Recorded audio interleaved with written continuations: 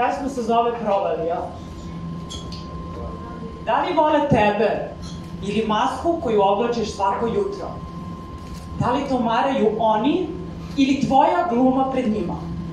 Da li je tebi društvo reklo, budi to što jesi? Ne tako. Da li si jureći za njihovim idealima zgazio po svojim? Da li si jureći izmišljene potrebe 21. veka zaboravio na one stvarne, ljudske? Koja li te je ruka ovde bacila? Koja li te sila vuče tim putem, a koja li te od njega odvraća? Figura si u šahu, plutaš hladnim morem, ne znaš. Gubiš se u vrtlogu ideja, hraniš se njima.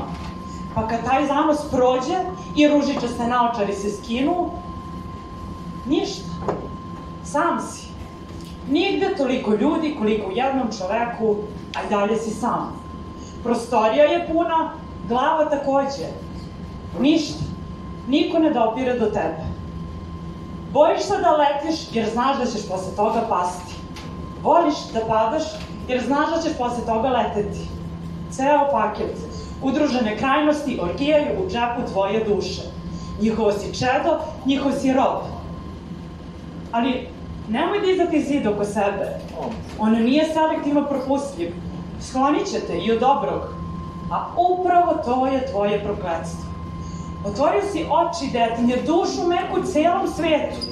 Udahnuo si anđele, ali ušli su i demoni. Tvoja najveća snaga i najveća slabost čvrsto se druže za ruke.